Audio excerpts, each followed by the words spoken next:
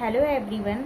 आज मेरा ब्लॉगिंग का डे है 3 और आज मैं आप लोगों के साथ डिस्कस करूंगी कि मैं अपने बेबी के साथ अपनी पढ़ाई को कैसे कंटिन्यू कर रही हूँ, क्योंकि बेबी के बाद पढ़ाई करना बहुत डिफ़िकल्ट हो जाता है और मैं दिन में तो बिल्कुल पढ़ाई नहीं कर पाती हूँ क्योंकि उसे देखना पड़ता है। जब सो जाता है तब मुझे टाइम मिलता है 30 मिनट या 1 आवर का ही मिलता है, क्योंकि फिर वो उठ जाता है तभी मैं थोड़ा बहुत जो पढ़ पाती हूँ वो पढ़ लेती हूँ। नहीं तो मैं रूटीन बना के रखा है मैंने, दिन में या 4 बजे चली जाती हूँ या 3 बजे जल्दी से उठ जाती हूँ, तो थोड़ा 2-3 घंटे का टाइम मिल जाता है तब उधर पढ़ लेती हूँ।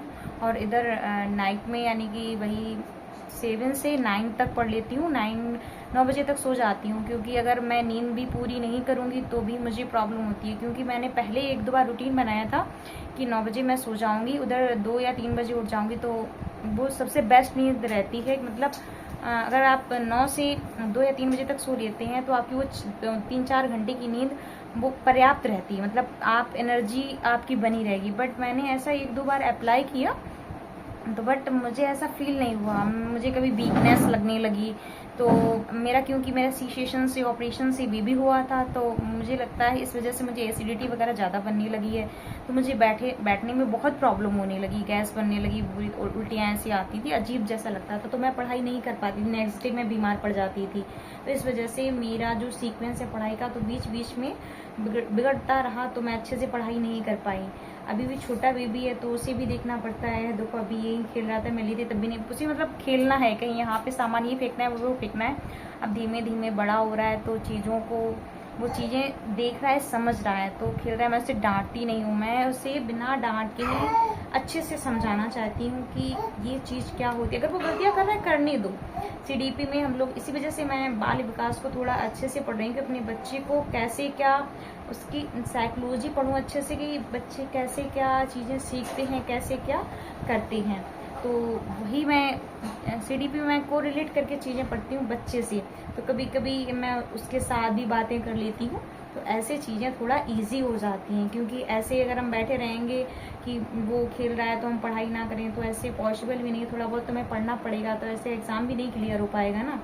तो मैं पढ़ाई ऐसे धीमे धीमे कंटिन्यू कर रही हूँ। और अगर आप लोगों को कोई आइडिया हो कि मैं कैसे अपनी पढ़ाई कंटिन्यू कर सकूं, जिससे अपना बेबी भी उसकी भी थोड़ी केयर कर सकूं और उसे भी मैनेज कर सकूं और अपनी पढ़ाई को भी एक रूटीन दे सकूं, अगर आपके पास कोई आइडिया हो तो प्लीज़ ज़रूर बताइएगा। क्योंकि मुझे कभी कभी मैं टेंशन में आ जाती हूँ कि पढ़ाई करूँ कि बेबी को देखूँ कि क्या करूँ।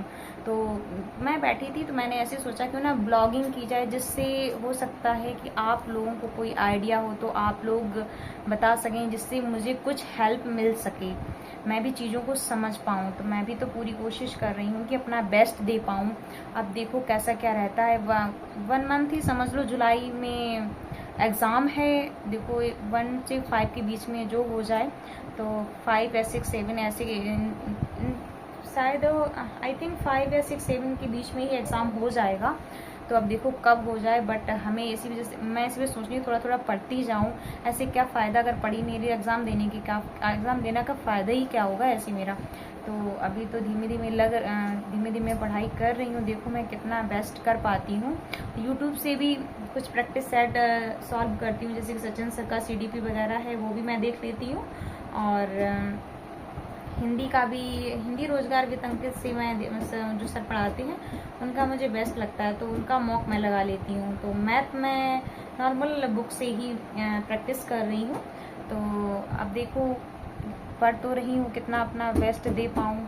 और अभी तो ये छोटा है तो इसे भी मैनेज करना पड़ता है, इसके लिए भी अलग से खाना बनाना पड़ता है, क्योंकि मैं ऐसे बाहर की चीज़ें कोई जंक फूड नहीं देती हूँ, घर का बना हुआ ही देती हूँ। अभी देखो यहाँ पे खड़ा है विगो, ये खेल रहा है पूरे दिन, बस ऐसे ही खेलता रहता है। थोड़ी देर के लिए सोता है, नहीं तो ऐसे ही परेशान, नाना नानी सबको परेशान किया रहता है पूरे दिन ऐसे ही। तो ऐसे ही मैं अपनी पढ़ाई कंटिन्यू कर रही हूँ। और जो बीच में बाबू खेलता है तब फ्री टाइम होता है, तब मैंने सोचा क्यों ना ब्लॉगिंग की जाए।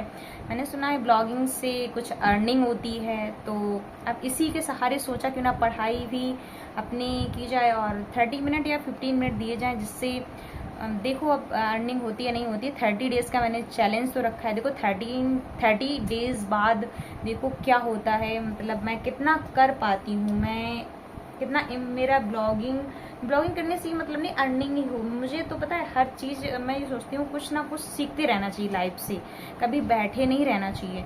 तो मैं भी अपनी कम्युनिकेशन स्किल्स को थोड़ा इम्प्रूव करना चाहती हूँ। तो वही मैं कर रही हूँ कि मैं अपनी बात को कितना रख पाती हूँ दूसरों तक। और शायद हो सकता है कुछ लोगों को समझ में अगर आ रहा है तो प्लीज़ सपोर्ट करिए, जिससे मुझे मोटिवेशन मिल सके और मैं और अच्छा बेस्ट अपना दे पाऊँ और अच्छा कर पाऊँ। तो अगर आपको मेरा वीडियो अच्छा लगता है तो लाइक शेयर सब्सक्राइब ज़रूर करिएगा।